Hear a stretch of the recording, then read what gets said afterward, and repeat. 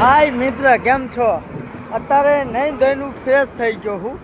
કેમ કે થોડુંક જે મારે કન્ડિશન હતું કે આખી નાઈટ હું હાયલો, બરાબર 3 વાગ્યા પછી હાયલો તો, અને અત્યારે મેં હોલ્ડ કર્યો હતો અડધી કલાક પૂરતા.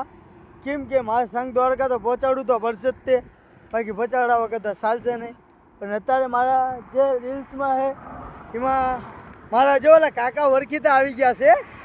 હા મારતા બોલો કાકા, મારા ઓળખીતા આવી ગયા. બોલો, વિચાર કરો હું નહીં બહાર નીકળ્યો હું ત્યાં કાકા ઓળખીતા આવી ગયા. હા કાકા, વેલકમ.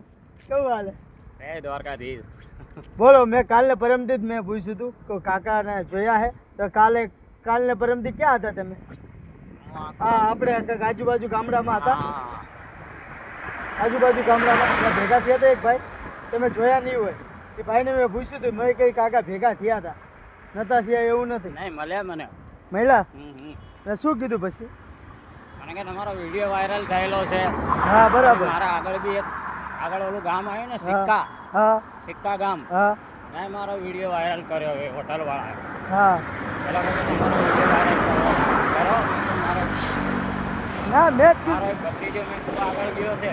હા, હું કીધું હતું. હા, બોલ. કીધું હતું શું કીધું હતું? કે આપણે ભેગા થઈશું. બરાબર, 100%. અને આ દ્વારકા વાળો રહ્યો બહુ દયાળુ છે, સાચું કહું. અને અત્યારે હું આવ્યો ને, મેં નાવા ધોવાનું નાની કરના. હે હાલો, નાની કરી નાખો. આ થોડું પબ્લિક ની જનતા જોવે એટલે વાયરલ કરી નાખો થોડું. જય દ્વારકાધીશ, જય શ્રી કૃષ્ણ બધાને. બોલો કાકા, કઈ કેવું છે પબ્લિક ને? કઈ કેવું છે? હાલતા જઈએ છે. જય દ્વારકાધીશ. જય દ્વારકાધીશ. હો કાકા, આ કાકા ભેગા થઈ ગયો. Bye bye, thank you, love you so much.